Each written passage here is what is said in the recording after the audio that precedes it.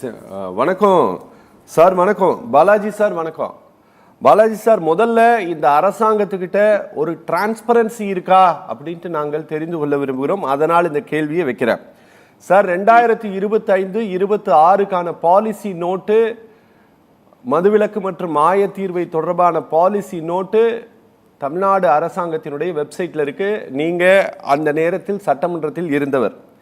அந்த பாலிசி நோட்டில் என்ன சொல்லியிருக்கு அப்படின்னா, தமிழ்நாடு முழுவதும் 4787 கடைகளும் 2362 பார்களும் தான் இருக்கிறது அப்படின்ட்டு அரசு அங்கே சொல்லுது. ஆனால் இங்கே அரசாங்கம் என்ன சொல்லியிருக்குதுன்னா, முந்தா நாள் பதிவு பண்ண எஃப்ஐஆர்ல சொல்கிறாங்க 5380 கடைகள் இருக்கிறது, 3240 பார்கள் இருக்கிறது என்று சொல்கிறார்கள். இந்த எஃப்ஐஆர்ல இப்போ ரீசெண்டாக போட்ட எஃப்ஐஆர் அதே டாஸ்மார்க் விவகாரம் தொடர்பாக ப்ராஹிபிஷன் டிபார்ட்மெண்டோட செக்ரட்டரி பெட்டிஷன் கொடுத்து லஞ்ச ஒழிப்புத்துறையினுடைய ஹெட் குவார்ட்டர்ஸ் எஃப்ஐஆர் ஃபைல் பண்ணியிருக்கிற எஃப்ஐஆர்ல எழுதியிருக்கு 5380 கடை இருக்கு, 3240 பார் இருக்கு அப்படின்னு சொல்லிட்டு. சார், இதுல இந்த அரசு வந்த பிறகு ஏதாவது இதை அதிகப்படுத்தி இருக்கிறாங்களா இல்ல என்ன இது? அதை முதல்ல நான் தெரிஞ்சுக்க விரும்புறேன் ப்ளீஸ். எனக்கு என்னுடைய அறிவு கேட்டிய வரை அந்த மாதிரி எதுவும் அதிகரித்ததற்கான இல்ல அரசு வந்த பிறகு இந்த அரசு பொறுப்பேற்ற பிறகு அதிகரித்ததற்கான வாய்ப்பு இல்லை. சரி, இதுல என்னன்னா நடைமுறையில இருக்கவங்களுக்கும் தெரியும் பல இடங்கள்ல குறிப்பா ஒரு சில கொஞ்சம் ஊரக பகுதிகள்ல, நகர்ப்புறத்தை ஒட்டி இருக்கக்கூடிய ஊரக பகுதிகள்ல அந்த பார் எடுத்துருக்கவங்க 2 யூனிட் 3 யூனிட் ஓடிட்டு இருக்குது. எல்லா காலகட்டத்திலயும் இது நடந்துட்டு இருக்கு. இது திமுக அதிமுகன்றது கடந்து இதை நம்ம கொஞ்சம் ரொம்ப வைடர் பெர்ஸ்பெக்டிவ்ல ரொம்ப டிரான்ஸ்பரண்டா பார்க்கணும். நம்ம இந்த டாஸ்மார்க்ன்றதே ஒரு பெரிய ஸ்கேம் தான். இந்த டாஸ்மார்க் பெரிய ஸ்கேம். உங்களோட வீடியோ ஆடியோ கொஞ்சம் அன்மியூட் பண்ணுங்க. ஓகே சார், உங்களோட வீடியோ ஆடியோ ஓகேவா? ஓகே, பேசலாம். இப்ப இந்த அரசு பொறுப்பேற்ற பிறகு புதுசா கடைகள் திறக்கப்பட்டிருக்கான்ற என்னுடைய. ஆனால் இந்த டாஸ்மாக்ன்றதே ஒரு பெரிய ஸ்கேமா தான் நான் பாக்குறேன். இப்ப தொடர்ச்சியா போன கவர்மெண்ட், முன்னாடி கவர்மெண்ட் இல்லாம இந்த டாஸ்மாகை பொறுத்த வரைக்கும் நீங்க ஒரு பார் நடத்துற இடத்துல அடிஷனலா பக்கத்துல இன்னொன்னு போடுறது இல்ல கொஞ்சம் தள்ளி போடுறதுன்றதெல்லாம் பல இடங்கள்ல இருக்குன்றத ரொம்ப டிரான்ஸ்பரண்டா அப்பரண்டா பார்க்கக்கூடிய சூழல்லாம் இருக்கு. அதாவது நீங்க கொடுத்த இந்த எண்ணிக்கைகள்லாம் மாறுபட்டு இருக்குன்றதா இப்ப குற்றச்சாட்டு. 4780 இருந்து 5300 இருக்குன்றதுதான் குற்றச்சாட்டு. அது ஒரு பக்கம். ஒட்டு மொத்தமா இந்த டாஸ்மாகே ஒரு மிகப்பெரிய ஒரு ஸ்கேம் தான். நீங்க பாத்தீங்கன்னா இப்ப நீங்க எல்லாம் என்ன சொல்றீங்க, இந்த மாதிரி அரசு விற்பனைனா அது ரொம்ப தெளிவான ஒரு விஷயம். எப்போல இருந்து ரொம்ப தெளிவான ஒரு விஷயம். எப்போல இருந்து மது விற்பனை அரசு பண்ணதுன்னு நீங்க சொல்றீங்க? அரசு மது விற்பனை எப்போல இருந்து பண்ணதுன்னு நீங்க சொல்றீங்க? சொல்லுங்க அரவிந்த், நான் உங்களை தான் கேக்குறேன் சார். ஹலோ, கவர்மெண்ட் எப்போல இருந்து அரசு மது விற்பனையை மேற்கொள்ளுது? இல்ல, மது விற்பனையை அரசு எப்போல இருந்து பண்ணதுன்னு நம்ம பொதுவா சொல்றோம். அரசு மதுவை விக்குதுன்றதை எந்த காலகட்டத்தில இருந்து சொல்றோம் நம்ம? அதாவது அரசாங்கமே டாஸ்மார்க் நிறுவனத்தை ஜெயலலிதா தான் சார் உருவாக்குனாங்க. ரைட், அவங்க விற்க ஆரம்பிச்சாங்கன்னு சொல்றாங்க. ஆனா உண்மை அடிப்படை என்னன்னா, டாஸ்மாக் உருவாக்கப்பட்ட பொழுதே அது வியாபாரத்தை ஆரம்பிச்சிட்டு தான் அர்த்தம். என்ன காரணம்னா, அப்ப ஹோல்சேலரா இருந்தாங்க டாஸ்மாக். இப்ப ஜெயலலிதா அம்மையார் ரீட்டைலையும் பண்ணாங்க. அப்ப நீங்க டாஸ்மாக் ஃபங்க்ஷன் ஆக ஆரம்பிச்ச நாள்ல இருந்து 83ல இருந்தே கவர்மெண்ட் தான் சாராயத்தை வித்துட்டு இருக்கு. ஒரே ஒரு சேஞ்ச் என்னன்னா, கொள்முதல் பண்ணி வியாபாரி கிட்ட கொடுத்துட்டு இருந்தாங்க, கடைக்காரங்க கிட்ட. அதுக்கப்புறம் கடையே இவங்க போட ஆரம்பிச்சாங்க. இதுக்கு இடையில 85ல டாஸ்மாக் ப்ரொஹிபிஷன் ஆக்ட்ல ஒரு கரெக்ஷன் கொண்டு வந்து அப்பவும் சாராயத்தையே நேரா வித்தது கவர்மெண்ட். பாக்கெட் சாராயம் இருந்தது, உங்களுக்கு ஞாபகம் இருக்குமா என்னன்னு தெரியல. சரி, பாக்கெட் சாராயம் அரசாங்கமே தான் கொள்முதல் பண்ணி பாக்கெட் போட்டு வித்தாங்க. அப்ப இது ஒவ்வொரு காலகட்டத்திலயும் இதை டாஸ்மாக் நேரடியா தான் விக்குதுன்றது ஒரு முக்கியமான விஷயம். சரி, புரியுது. நீங்க ஆரம்பத்துல டாஸ்மாக் 2003லயும் சரி, அதுக்கு முன்னாடி 1985ல அமெண்ட்மெண்ட் கொண்டு வந்த பொழுதும் ஒரு விஷயம் என்ன சொல்லப்பட்டதுன்னா, டாஸ்மாக் நேரடி விற்பனையில ஈடுபடும் பொழுது டாஸ்மாக் அதாவது அந்த கார்பரேஷனே பணியாளர்களை நியமித்துக் கொள்ளலாம். அப்படி இல்லைன்னா கூட்டுறவு அமைப்புகள் மூலமா வியாபாரம் பண்ணலாம்னு தான் அந்த அமெண்ட்மெண்ட் இருக்கு. அப்ப இதுல என்ன நம்ம புரிந்து கொள்ள முடியும்னா, எம்ப்ளாயிஸ் இருக்கக்கூடிய நிலையில நீங்க டாஸ்மாக் எம்ப்ளாயிஸ் எம்ப்ளாய் பண்ணணும் தான் இதுல இருக்கக்கூடிய அடிப்படை. இன்னைக்கு டாஸ்மாக் எம்ப்ளாயிஸோட பிளைட் மிக மிக மோசமானது.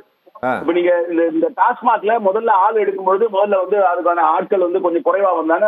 சமூகத்திலையும் வந்து பொருளாதாரத்திலும் ரொம்ப ரொம்ப நலிந்தவர்கள் கிட்ட நிலையில வந்து இன்னைக்கு வந்து டாஸ்மாக்ல நிறைய பேர் வேலை பார்க்கறாங்க. ஏன்னா நீங்க ஒப்பீட்டு அளவுல பாத்தீங்கன்னா அரசாங்கத்தினுடைய எந்த துறையா இருந்தாலும் அதுல வேலை செய்யறவங்களோட பணிச்சுமையும் அவங்களுக்கு அசைன் பண்ணிருக்க டியூட்டிஸும் இந்த டாஸ்மாக்ல வேலை செய்யறவங்களுக்கு அசைன் பண்ணிருக்க டியூட்டிஸும் பாத்தீங்கன்னா பெரிய அளவுல வந்து அவங்களுக்கு வேறுபட்ட நிலையில தான் வந்து பணியாற்றி கொண்டு இருக்கிறாங்க. நீங்க வந்து இப்ப ஸ்டாக் வர்றதை இறக்கி வைக்கிறது வந்து அதை வந்து கணக்கு எடுக்கிறதுல இருந்து நீங்க வழக்கமா பாத்தீங்கன்னா இப்ப நம்ம கேரளா மாடல இப்ப கூட இங்க பேசும்போது அவர் சொன்னாரு கேரளா மாடல. கேரளாவிலயும் வந்து 84ல வந்து 83ல டாஸ்மாக் 84ல பெவ்கோ வந்துச்சு, பெவரேஜஸ் கார்பரேஷன் ஆஃப் கேரளா வந்துச்சு. ஆனா 84ல இருந்து அவங்க ரீட்டைல் வெண்டிங் அவங்க பண்ணிட்டு இருக்காங்க. அவங்க பண்ணும்போது என்ன பண்றாங்கன்னா இதுக்கான ஆட்கள் எல்லாம் வந்து கரெக்டா வந்து வச்சுட்டு பண்றாங்க. இந்த டாஸ்மாக்ல வந்து அரசு பணியாளர்களாவோ இல்ல பணியாளர்களை வந்து முறைப்படுத்தாததுக்கு நான் இன்னொரு காரணமா பெரிய காரணமா என்ன பாக்குறேன்னா இதுல இருக்கக்கூடிய வாய்ப்புகள் இதுல வந்து எந்தெந்த வகையில எல்லாம் வந்து ஸ்பில்லேஜ் இருக்குமோ அதை வந்து கொண்டு போறதுக்கான வாய்ப்புகள் இருக்குன்றதுனால தான் இன்னும் அந்த பணியாளர்களை வந்து அப்படியே அந்த நிலையில வச்சிருக்காங்க பாக்குற ஒண்ணு. இன்னொன்னு வந்து இப்ப நீங்க வந்து அவர் சொன்னாரு, சார் சொன்னாரு தனியாரா வந்து இன்னைக்கு ஆக்குறாங்க. ஏற்கனவே ஜெயலலிதா அம்மையார் தனியாரா எதுக்கு ஆக்குறாங்க ஜெயலலிதா அம்மையார் அவரே சொன்னாரு லாட்டரியை வந்து ஒழிச்சாங்க, லாட்டரி வருமானத்தை ஈடு கட்டணும்ன்றதுனால இதை கொண்டு வந்தாங்கன்றாரு.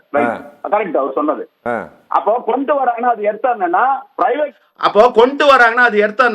பிரைவேட்டா இருக்கும்பொழுது அரசாங்கமே ரீட்டைல் வெண்டிங்க பண்ணுச்சுன்னா கூடுதல் ஆகும்ன்றதுதான் அதுல இருக்கக்கூடிய பாயிண்ட் இல்லையா?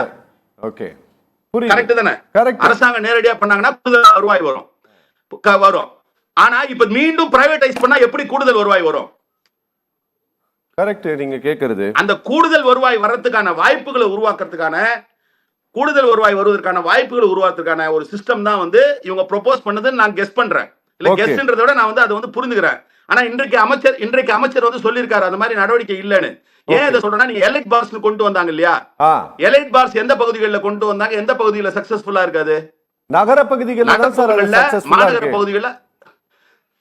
எஸ் இப்ப இது வந்து இந்த ஏன் முதற்கட்டமா மாநகராட்சி பகுதிகளில் அப்படின்னா இவங்களுக்கு என்ன கான்பிடன்ஸ் இருக்குன்னா ஒருவேளை பிரைவேடைஸ் வந்து வெறும்னே இந்த ரீட்டைல் வெண்டிங்கை பிரைவேடைஸ் பண்ணா பழையபடி சிண்டிகேட் ஃபார்ம் பண்ணி உங்களுக்கு கவர்மெண்ட் ரெவென்யூ ஸ்லம்ப் ஆகும், கவர்மெண்ட் ரெவென்யூ கம்மி ஆகும்.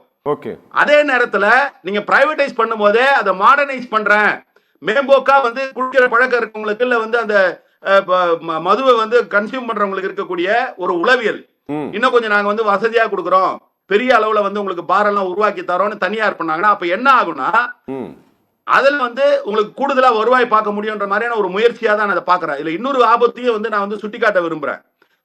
உங்களுக்கு நினைவு இருக்கும்னு நினைக்கிறேன், கவர்மெண்ட் எடுக்கிறதுக்கு முன்னாடி டாஸ்மாக் பார்ல எடுக்கிறதுக்கு முன்னாடி டாஸ்மாக் கவர்மெண்ட் எடுக்கிறதுக்கு அதாவது ரீட்டைல் வெண்டிங் எடுக்கிறதுக்கு முன்னாடி சென்னை போன்ற நகரங்கள்ல மிகப்பெரிய இடங்கள்ல 10 கிரவுண்டு 15 கிரவுண்டு பெரிய பெரிய இடங்கள்ல வந்து பெரிய பெரிய பார்கள்லாம் உருவாக்கப்பட்டு பெரிய அளவுல வந்து குறிப்பா சொல்லணும்னா 90ஸ்க்கு அப்புறம் வந்து ஒரு ட்ரெண்ட் உருவாகுச்சு. அந்த ட்ரெண்ட் உருவாகும் பொழுதுதான் மது பழக்கம் இல்ல மதுவை கன்சியூம் பண்றவங்க மிகப்பெரிய அளவுல அதிகரிக்க ஆரம்பிச்சாங்க. இப்ப மீண்டும் இந்த மாதிரியான ஒரு நிலையை ஒருவேளை அரசு கொண்டு வந்ததுன்னா நிச்சயமா வந்து பெரிய அளவுல பாதிப்பு உருவாக்கும். அதுக்கு இவங்க ஜஸ்டிபிகேஷன் வேணா ரெவன்யூவை காட்டலாம், ஆனா இது வந்து சோசியலா ஒரு பெரிய இம்பாக்டை உருவாக்கும் என்பதைத்தான் நான் பார்க்கிறேன். சரி சார், நான் உங்ககிட்ட ஒரு விஷயம் சொல்றேன். பாலிசி நோட்ல இருந்த தகவல்களை தான் சொல்றேன் நான், சரிங்களா? 2021-22 காலகட்டத்தில் 36,000 கோடி ரூபாயாக இருந்த வருமானம் 2022-23 44,121 கோடியாக அதிகரிக்கிறது. 23-24 காலகட்டத்தில் அது 45,855 கோடியாக டாஸ்மார்க்கினுடைய வருமானம் உயர்கிறது. 24-25 48,344. இப்போ ஃபினான்ஸ் பட்ஜெட் தாக்கல் பண்ண போறேன்னு சொல்லி இருக்காங்க. அதுக்கப்புறம் இவங்க பாலிசி நோட் வரும்போது 26-27 என்ன அப்படிங்கறது சொல்லிடுவாங்க இவங்க, சரிங்களா? இல்லைன்னா 25-26 தான் அவங்க நிச்சயமாக இந்த அரசு சொல்ல போகிறது. நாம ஆஸ் பர் கவர்மெண்ட் ரெக்கார்டு படி பார்க்கும்போது டாஸ்மார்க்கினுடைய வருமானம் அப்படிங்கிறது அதிகமாகி கொண்டே தான் இருக்குது அப்படிங்கிறத அரசாங்கம் ஒப்புக்கொண்ட பிறகு நாங்கள் இதிலிருந்து இன்னும் கூடுதல் வருமானத்தை கொண்டு வருவதற்காக நாங்கள் நகர்ப்புற பகுதிகளில் பிரைவேடைஸ் பண்ண போறோம் அப்படின்ட்டு இந்த அரசு ஒரு முடிவு எடுத்ததுல அது ரொம்ப தப்பானதா இருக்குமா இல்ல சரியானதா இருக்குமா? 100% தவறா இருக்கும். இந்த டாஸ்மாக் வருமானம் வந்து அதிகரிச்சு நீங்க பாத்தீங்கன்னா பெரிய பெரிய பெரிய ஹைக் இல்ல. நீங்க 21-22ல இருந்து 22-23 மட்டும் ஒரு பெரிய ஹைக் இருக்கு. அங்க ப்ராபபிலி வந்து விலை ஏற்றத்தினால இருக்கலாம். அது விலை ஏற்றத்தினால வந்து அந்த அந்த ஹைக் டெஃபினட்டா இருக்கும். எந்த ஒரு இதுவா இருந்தாலும் அந்த ரெவென்யூல சக்சஸ்ஃபுல்லா போயிட்டு இருக்க ஒரு எஸ்டாப்ளிஷ்மெண்ட்ல அந்த இன்க்ரீஸ் இருக்கும். ஆனா நீங்க இதுதான் நான் சொன்னேன் முதல்லயே, நீங்க இவங்க இன்கம் அதிகமா காட்டணும்னா வெறுமனே இந்த கடைகளை அப்படியே நகர்ப்புறங்கள்ல தனியார் கிட்ட கொடுத்தாங்கன்னா கண்டிப்பா இன்கம் அதிகம் காட்ட முடியாது. சரி, ஏன் காட்ட முடியாதுன்னா இவங்க அவங்களுக்கு வந்து ஒரு அப்செட் பிரைஸ் தான் கடையை கொடுக்க போறீங்க. ஓகே, உங்களுக்கு வந்து லாபத்தை வந்து அப்படியே கொண்டு வர போறது இல்ல கவர்மெண்ட்டுக்கு. ஓகே, ஒரு கடையில வந்து ஒரு கடையில இன்னைக்கு வந்து 50 லட்சம் ரூபாய் வருமானம் லாபம் வருதுன்னு வச்சுக்கோங்க.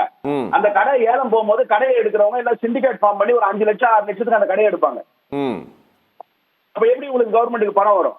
சரி சரி, கண்டிப்பா சிண்டிகேட் ஃபார்ம் பண்ணி அப்போ அதை மடைமாற்றம் செய்வதற்காகத்தான் நகர்ப்புறங்கள்ல நாங்க கடைகளை வந்து, நான் சொல்றது புரியுதுங்களா, நீங்க 50 லட்சம் வியாபாரம் ஆகிற இடத்துல கடையை பெருசாக்கி அந்த தனியார் என்ன பண்ணுவாங்கன்னா பல்வேறு வசதிகள் செஞ்சு கொடுத்துருக்கேன்ட்டு நீங்க அதுக்குண்டான சார்ஜ் வாங்குவோம். இன்னைக்கு 10 ரூபாய் கூட வாங்குறாங்கன்றத ஒரு பிரச்சாரமா வந்து கடந்த காலத்துல கொண்டு வந்தாங்க. என்ன பண்ணாங்க, அதுக்கு வந்து எல்லாத்தையும் வந்து அது யாரோ பலன் அடைந்தாலும் அந்த பழியை தூக்கிட்டு போய் டாஸ்மாக் எம்ப்ளாயிஸ் மேல வந்து போய் உடற ஒரு சூழல் வந்தது. நாளைக்கு பிரைவேடைஸ் ஆயிடுச்சுன்னா 100 ரூபாய் கூட வாங்கினா கூட யாரும் கம்ப்ளைண்ட் பண்ண மாட்டாங்க. ஓகே ஓகே ஓகே, இது பிடிக்கிறவங்களோட அவன் 100 ரூபாய் கூட வாங்குவாங்க பிரைவேட்ல. அப்போ வந்து அவங்க என்ன பண்ணுவாங்கன்னா, அவங்க அந்த 100 ரூபாய் கூட வாங்கும்போது இந்த டார்கெட் அமௌண்ட் விட கொஞ்சம் கூட, உதாரணத்துக்கு 50 லட்சம் ரூபாய் வருமானம் வருதுன்னா அரசுக்கு ஒப்புக்கு ஒரு 60 லட்சம் ரூபாய் வருமானம் வரக்கூடிய நிலையில அதை கொண்டு வந்து நிறுத்துவாங்க. ஆனா இது வந்து அந்த ஒரு கொஞ்சம் இன்க்ரீஸ் இருக்குன்ற மாதிரி கணக்கு காமிச்சே ஆகணும் இவங்க. ஓகே, சொன்ன மாதிரி ஒரு ஜஸ்டிபிகேஷன் வேணும் இல்லையா, ஏற்கனவே இருந்ததை விட கூட வேணும் இல்லையா, அந்த ஜஸ்டிபிகேஷன் இதே நிலையில கடையை கொடுத்தா கண்டிப்பா பிரைவேட் வந்து கூட வராது. ரொம்ப ரொம்ப வெரி சிம்பிள். நீங்க ஒண்ணு இல்ல, இன்னைக்கு இருக்கிற டாஸ்மாக் கடையை அப்படியே நீங்க பிரைவேட் கிட்ட கொடுக்க ஏன் கொடுக்க மாட்டேன்றோம்? ஓகே, அத போச்சுன்னா சிண்டிகேட் ஃபார்ம் பண்ணி நீங்க வந்து கம்மியான விலைக்கு அப்செட் பிரைஸ் ஏலத்துக்கு போய் எடுக்கிறாங்க அப்படின்றதுதான். ஓகே, இதுதான் இருக்கக்கூடிய பெரிய ஆபத்து. ஓகே சார், ஓகே ஓகே, பேசலாம் சார். பாலாஜி சார் வணக்கம்.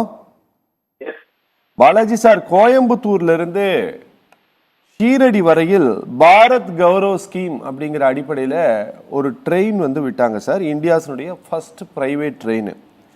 அந்த ட்ரெயினை வாங்கினது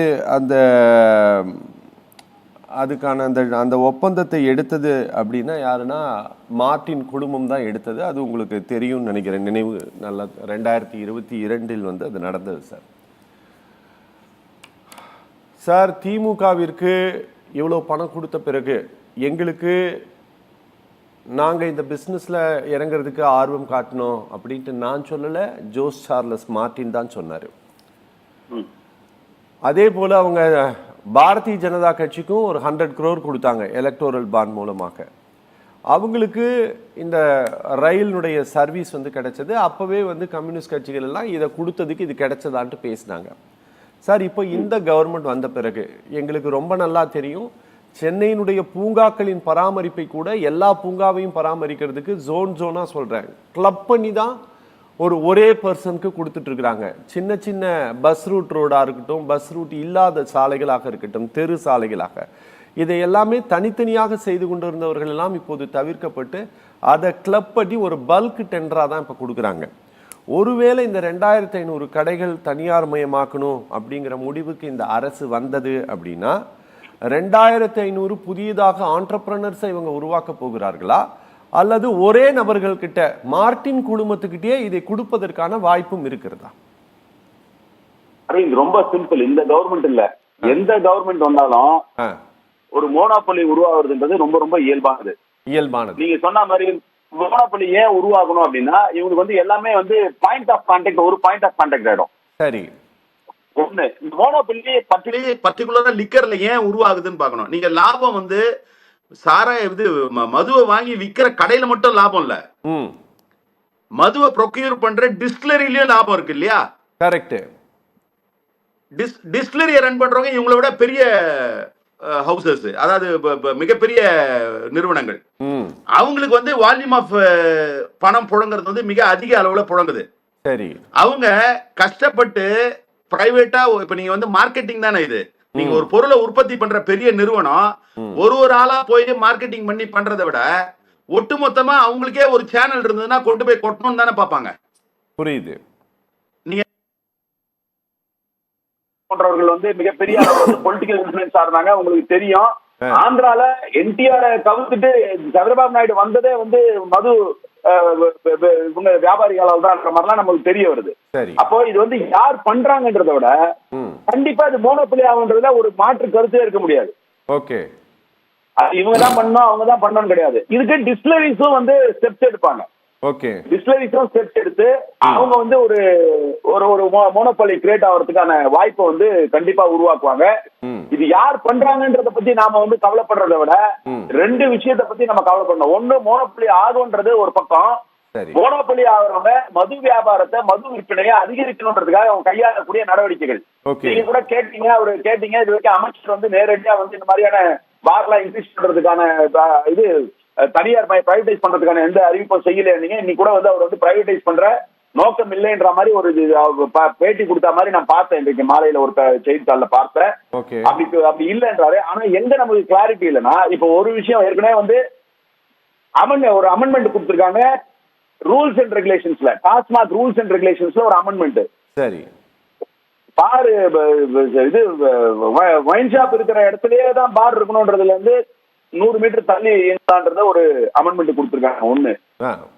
இரண்டாவது, அவர் நம்ம டாஸ்மாக் பணியாளர்கள் சங்கத்தை சார்ந்தவர் குறிப்பிட்ட மாதிரி இன்றைக்கும் பேசி இருக்கிறார், நவீனப்படுத்தப்படும், பார்கள் நவீனமயப்படுத்தப்படும் அப்படின்ற மாதிரியான ஒரு விஷயத்தை வந்து கொண்டு வராங்க. சரி, இது இந்த கல்ச்சர் வந்து ரொம்ப ரொம்ப ஆபத்தானது. நீங்க ரெண்டு பேரும் நீங்க பார்க்கிற பார்வை, அதான் மோனோபொலி ஆச்சுன்னா அது வந்து யாரோ ஒருத்தர் வந்து பெரிய அளவுல வந்து ஆதிக்கம் செலுத்துவதற்கான ஒரு சூழல் உருவாகுன்றது எல்லா வகையிலையும் ஆபத்தானது. அதுவும் வந்து நம்ம கன்சிடரேஷன் ஆகணும். ஆனா அப்படி உருவாகிறவங்க இந்த மது குடிக்கிற பழக்கத்தை வந்து மேலும் மேலும் அதிகரிப்பாங்க. இப்பவே உங்களுக்கு தெரியும், இங்க மெட்ராஸ்ல இருந்து நிறைய பேர் இளைஞர்கள் வந்து பெங்களூர் நோக்கி படையெடுக்கிறாங்க. பெங்களூர் நோக்கி படையெடுக்கிறதுக்கான காரணம் இந்த மாதிரி தான். இப்ப நம்ம ஒரு பக்கம் வந்து அவரு கூட ரொம்ப மனசு கஷ்டப்பட்டு சொல்றாரு பாருங்க, அந்த 10 ரூபாய்க்கு வந்து நானும் தான் அதை பேசும்போது சொன்னேன், நீங்க டாஸ்மாக் எம்ப்ளாயிஸ் மேலதான் இந்த பழி போய் விழுது, எந்த கவர்மெண்டா இருந்தாலும். இப்ப போன கவர்மெண்ட் இருக்கும்போது 10 ரூபா கூட வாங்கினாங்க போது என்ன பண்ணாங்க, யாருகிட்ட போய் சண்டை போட்டாங்க? குடிக்கிறவங்க. அது அங்க குடிக்கிறவங்க எல்லாம் வந்து அடிப்படையில வந்து ரொம்ப வறிய நிலையில போய் அங்க கடையில் இருக்கக்கூடிய சேல்ஸ் பர்சன் கிட்டயும் சூப்பர்வைசர்கிட்டயும் போய் சண்டை போட்டுட்டு இருந்தாங்க. இப்ப ஆட்சி மாற்றம் ஏற்பட்டோடனே நாங்க வாங்க அந்த மாதிரி இருக்காது அப்படின்ற சூழலையும் அங்கதான் போய் சண்டை போட்டுட்டு இருக்காங்க. ஆனா இன்னொரு பக்கம் இதை பாத்தீங்கன்னா என்ன ஆகும்னா, இங்க வந்து என்ன செலவானாலும் பரவாயில்லன்ற மனநிலைக்கு போய் குடிக்கிறவங்க குடிப்பாங்க. இந்த கல்ச்சரே இன்னொரு பெரிய ஆபத்து இருக்கு, அதையும் சொல்லிடுறேன். நீங்க ஏற்கனவே தனியார் கடைகள் இருக்கும்போது இந்த நேர கட்டுப்பாடை வந்து பெரிய அளவுல இப்போ நேர கட்டுப்பாடை வந்து முழுமையா கடைபிடிக்கலன்றது தெரியும் நமக்கு. சரி, ஆனா அதுல ஒரு சின்ன பியராவது இருக்காதுல. நீங்க தனியார் வந்தாங்கன்னா அந்த பியர் சுத்தமா போயிடும், நேர கட்டுப்பாட்டு பியர்லாம் போயிடும். நீங்க வந்து பெரிய அளவுல வந்து இது பாதிப்பு ஏற்படுத்தும். ஆகவே நீங்க வந்து யார் மோனோபொலி ஆகுறாங்க, யார் சம்பாதிக்க போறாங்கன்ற குறியை விட, அதுல நம்ம கவலைப்படுறதை விட இது வரவே கூடாது. அது வரவே கூடாதுன்றதுக்கான காரணம் மது பழக்கம் வந்து மிகப்பெரிய அளவுல வந்து பாதிப்பை ஏற்படுத்தக்கூடிய வகையில இது வந்து வளர்த்து விட்டுறது. அப்புறம் நீங்க சொன்னீங்க, அவர் நிஜாமுதீன் பேசும்போது சொன்னீங்க, இது வந்து இவங்களோட நோக்கமே வியாபாரம் தான். நீங்க உண்மைதான். ஆனா அதுல ஒரு பெரிய காமெடி எலிமெண்டா இருக்குல்ல. நீங்க படிச்ச அதே பாலிசி நோட்ல போய் பாருங்க. இவங்க வந்து 45,000 கோடி கொடுக்குற குடிமக்களுக்கு, குடிக்கின்ற மக்களுக்கு 4 கோடி ரூபாய் செலவு பண்றாங்க. எதுக்கு தெரியுங்களா? ஆமா, இந்த பழக்கத்துல இருந்து விடுபடுறதுக்காக 4 கோடி பண்றாங்க. 45,000 கோடி கொடுக்குறவங்க 4 கோடி பண்றாங்க. அதுலயே காமெடி என்னன்னா, ஒரு பெரிய வேடிக்கை என்னன்னா, இந்த 4 கோடியில பயனடைந்தவர்கள் இல்ல வந்து அதுக்கான எண்ணிக்கை வந்து 3,21,000 பேரா. புரியுது. ஒரு தகவலுக்காக சொன்னேன். இதெல்லாம் மாறணும். இந்த சூழல் வந்து மாறணும். இது உண்மையிலேயே வந்து கடைகளை வந்து 700 கடையை வந்து குறைச்சோம், நாங்க வந்து பண்ண போறோம், மது ஒழிக்க போறோம். நாங்க அடுத்த கட்டத்தை பார்த்தா இந்த மாதிரியான செயல்பாடுகள் வந்து முற்றிலும் முரணானதாக இருக்கிறது. இது எந்த வகையிலும் ஏற்றுக்கொள்ள முடியாது.